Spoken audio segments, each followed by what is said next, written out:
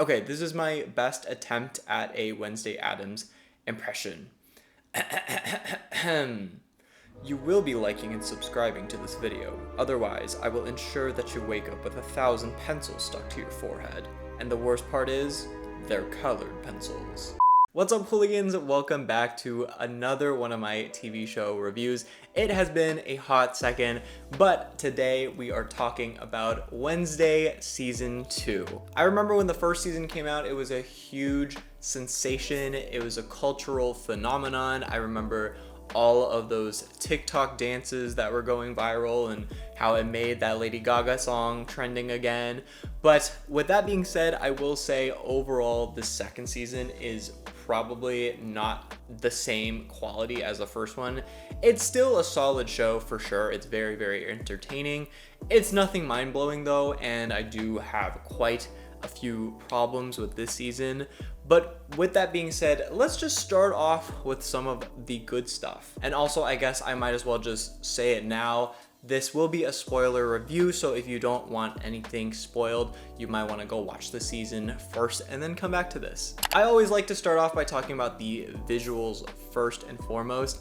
I think regardless of Tim Burton's own issues in the real world, I think he is an expert at his craft and you can't really take that away from him. I mean, he just has his aesthetic down. I think the set pieces were really well done. I think even the music selection was really good. And I think all of the different outfits were really awesome too. Like the different costumes that each of the Addams family would wear depending on what situation they're in. For example, when Morticia was wearing that outfit when they were going camping, that was awesome. Or even Wednesday Addams' own everyday outfits where she's wearing like a chunky Doc Marten. I think it just like is perfect to the modern world, but still retaining that like goth aesthetic. And speaking of Wednesday, I do think Wednesday is still one of the best parts of the show, which is a good sign. I mean, if the titular character was kind of a chop, then there's really no point in watching the show, right? And a lot of that is to Jenna Ortega's credit. She is just like perfectly cast for this role. I think all of her one-liners are really good and really funny. I think I remember laughing out loud when she was like, I haven't been so invested in a mother-son relationship since Psycho. I thought that was really funny.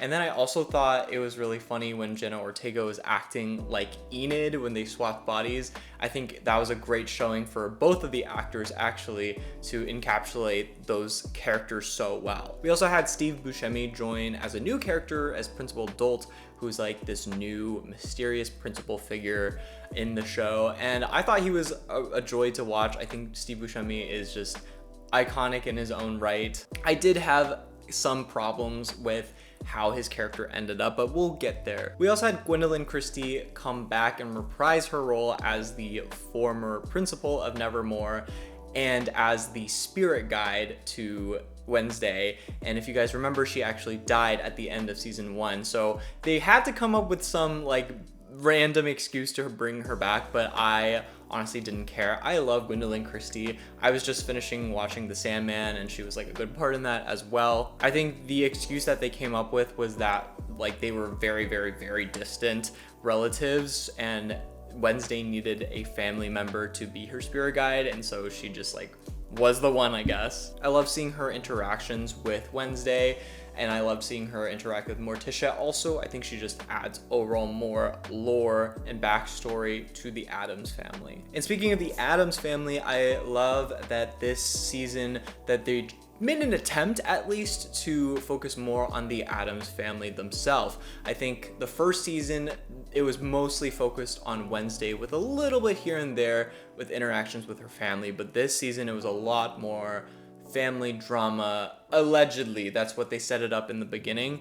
It didn't exactly fall all the way through, but I like the attempt at least. There's especially a lot of tension between Morticia and Wednesday, this mother-daughter kind of rivalry going on. I thought the duel between Morticia and Wednesday was really, really well done. I love that Morticia still ended up winning. I love that they're like, mom still got it, you know, Wednesday doesn't actually always know best. Morticia is still the HBIC, the head in charge, and y'all better remember that. I like that we got to see Uncle Fester a few more times in this season. Not a lot, but he does get like one main episode involving him. I think he's always fun to watch, and a big part is because of Fred Armisen's portrayal. He's just like so chaotic. Honestly, I wouldn't be mad if I saw an entire spin-off with just Uncle Fester. Gomez is also just a delight to watch. I think he's perfectly cast. I think he's like the comedic relief character in the family, and that's really, really much appreciated, especially when everyone else is so serious. I also think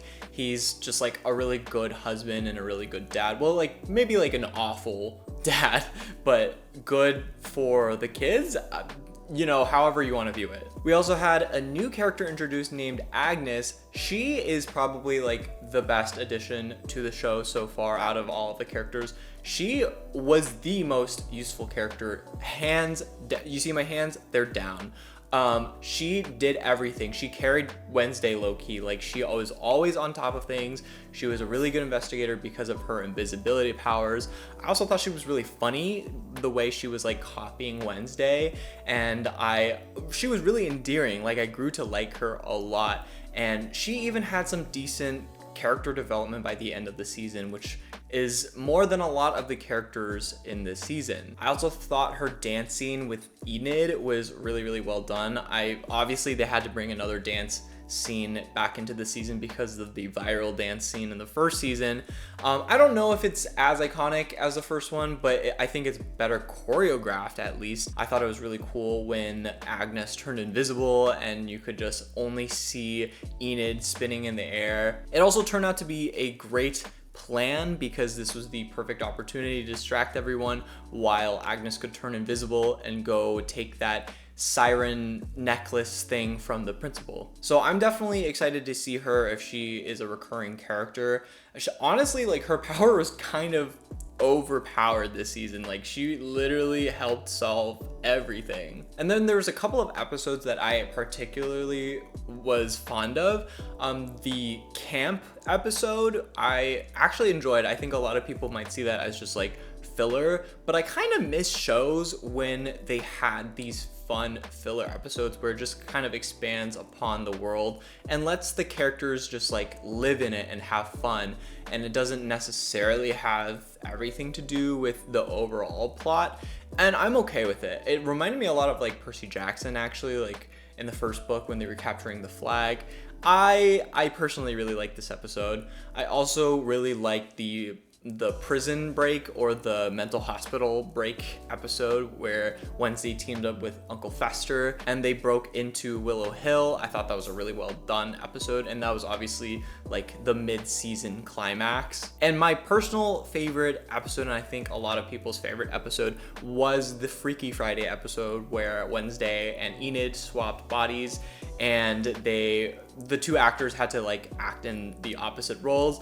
I thought that was so well done, and it definitely gave more insight into their relationship as friends and kind of rivals in a sort. I do think it was kind of funny that neither one of them like gave a good attempt at all to pretend to be the other person, yet everyone seemed not to be suspicious of them. I thought that was very funny. I also think another reason why the Freaky Friday episode was so well done was because it was focused on these two main characters. We got to know them a little bit more instead of spending time with like a bunch of random subplots, so that was definitely appreciated. And it was the Lady Gaga cameo, so another plus. And that kind of brings us to the problems I had with this season.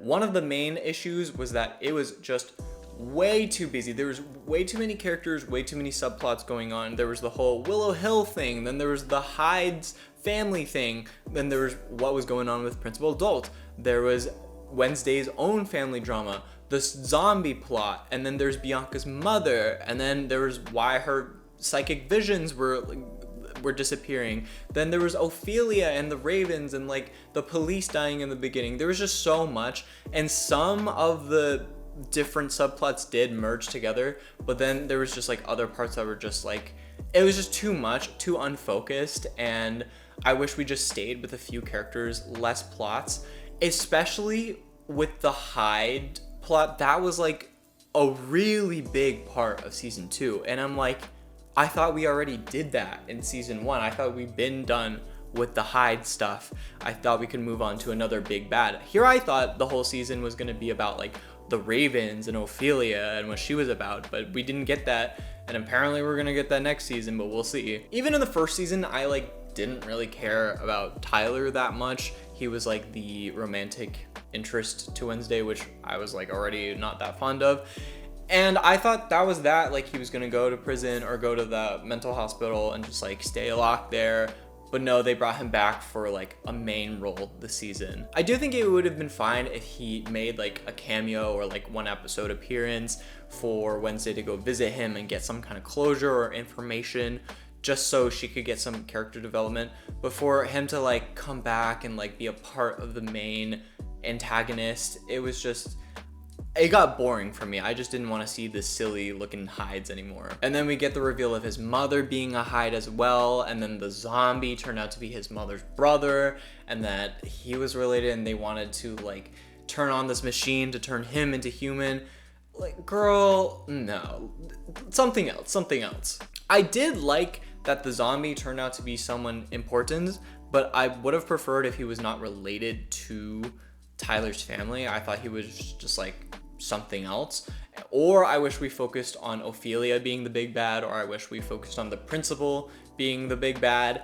See, this is what I'm saying, it's just like very disjointed in like who we're supposed to focus on. And you know what? The best part of the Hydes is that we're probably gonna get more in season 3, and it might be one of the big plot points of season 3. Yay! And then another issue I had was with Principal Dort. I thought he was going to be one of like the main villains this season, which he had like a big part in the series, but then the way his story ended was so anticlimactic. He just like got turned into stone from Ajax, and then he got crushed, and that's that. I mean, they set up this whole like cult backstory for him, and they revealed that only in one episode, the same episode that he died. So this entire series, or this entire season, like his setup was kind of not for that much payoff. I thought he was hiding a way bigger secret. And also with like the whole principal and teachers having some kind of secret is just kind of overplayed. Even in Wednesday standards, we already had that last season. And that brings me to the new music teacher. She also has a secret to do with Tyler and werewolves and the Hydes. She's like related to Hyde some reason. That's like so overplayed, and I feel like the character was not as likable as Christina Ricci's character in the first season. I mean, she was also this mysterious teacher, but I liked her a lot more. And now let's talk about Wednesday again. As much as she is the best part of the show, she is not without her own faults. I think one issue is that she's mostly remained a very static character throughout the 2 seasons. She doesn't have a lot of character development. She still refuses to accept anyone's advice or ask for help, and I get that that's like a fundamental part of who Wednesday is, but I feel like she could have learned a little bit from last season when she clearly needed help to solve things. And even this season as well, she obviously needed Agnes's help and Enid's help, otherwise she would have probably died. I just definitely think there's a lot of room for development that the writers have not put into her character. Also, the episode where she switched bodies with Enid's, you would think she kind of learned what it is like to live in someone else's shoe, but no, she just like acts the same way even in Enid's body, and then when she switches back, she's still the very same. I also think the whole starting the season with, oh, her psychic powers are taken away, I think that's just like kind of lazy, especially because she's supposedly mastered these abilities. So you would think she could use this as an advantage to solve something even more complicated this season, but no, they just removed it almost just to like kind of nerf her as a character, which I did not care for that part. I thought it was kind of lazy. It was basically just a plot device. And then also when Wednesday ended up in a coma, there was no consequence to that. And maybe if this was just an entire binge, I wouldn't have seen her going into a coma as such a big deal. But because it was split into 4 episodes and then the next 4 episodes with like a month gap, her going into a coma seemed like much more dramatic, seemed like a cliffhanger, right? And you would think there's gonna be some kind of consequences that, but she literally wakes up within like the first minute of the next episode and just continues as usual. Like nothing happened to her. And then Enid, I have a love-hate relationship with her. Sometimes she's very endearing. She's like an annoying little sister, but then sometimes she just like gets on my last nerve. All of the whining, all of the complaining, it just gets a little bit too much. And I do think that's not necessarily the writer's fault. I think that is just like her character. But I wish she like has a little bit more growth, a little more maturity as well. And I hope we get that next season when she like is going through this whole werewolf transformation. And by the way, calling her an alpha was like cringing me out. Like, could we not have come up with any other name, like a primal, for example, or like something else? Calling her alpha just makes me uncomfortable. Also, I hated her romance subplot with with Bruno and Ajax. I did not care for that. I didn't care for those two characters either. Although if I had to choose, I would be team Ajax for sure. But yeah, all that like teen love triangle stuff, didn't need that. Another thing that I didn't love was that Enid barely had any scenes with Wednesday, like interacting. And she keeps saying, Wednesday's my best friend, and like there's this rivalry going on, but we kind of just have to assume that, right? We don't really get a lot of on-screen time with them. I feel like the show is trying to tell us that their relationship is like one of the main plot points of the show, but we don't really get too much development with that, especially because this season was Wednesday trying to protect Enid and keep her from dying, so she pushes her even further away and we like never see them together. And now I want to touch on Pugsley just a little bit. I think his, you know, going through puberty between the two seasons, it was really drastic, but that's not even like that big of a deal to me. He had a much larger role this season, and I would not have minded that because I do enjoy the fact that they're focusing a lot more on the Addams family. But the acting was just so bad. It was so bad. Literally the whole every line he would deliver was just like, really? I'm gonna do that. Oh yeah? Oh, I wanna go save Slurp. Oh. And I understand he's like a young actor, but there have been plenty of great young actors before. I hope he takes some lessons and like gets better at it. Not that I could do any better, but that's just like a critique that I had for him. It just kind of like took me out of the show, and I don't think you want one of the main characters to do that for the show. Also, the fact that Pugsley wanted to keep a brain-eating zombie who has already killed several people as a pet was pissing me off. I'm like, you are so dumb. Like, I understand when Wednesday was like, if we need to sacrifice any Addams family member, it'll be Pugsley. And as for the other students at Nevermore, like Bianca or Eugene or Ajax, they're just very much filler characters. They get a few lines here and there, but they don't get too much to do, even though they have really interesting powers. I think shows like this, we've seen it a lot of times where there's like a magic school for like powerful students with different superpowers. X-Men, like Harry Potter, you know, we've seen it thousands of times, okay? I think it's always a good chance to show off like what these powers can do, but I feel like these characters were just kind of thrown aside and only there when their powers came in like last minute to do something. With the exception of Bianca, she definitely had more to do. She like had her own subplot, and I think it was a great use of her ability. But going forward, I wish there was a little bit using more of these characters, like maybe at the finale where they come together and like fight the big bad together. I think that would be more satisfying. And those were most of my issues that I could think of for this season. Let me know if you guys had any other issues with it, and let me know if you agree with any of my points. Again, I do think this season was still very solid, very entertaining. Definitely better than a lot of seasons of shows that I have seen. Umbrella Academy. But yeah, that's all I had for you guys today. If you enjoyed that, make sure you leave a like and subscribe to the video. I am trying my best. Hopefully I will get more videos out, but my schedule's been kind of crazy. But yeah, I will see you guys later. Bye. If you enjoyed this video, then make sure you leave a like and subscribe, and make sure to check out some of these other TV show and movie reviews available right now.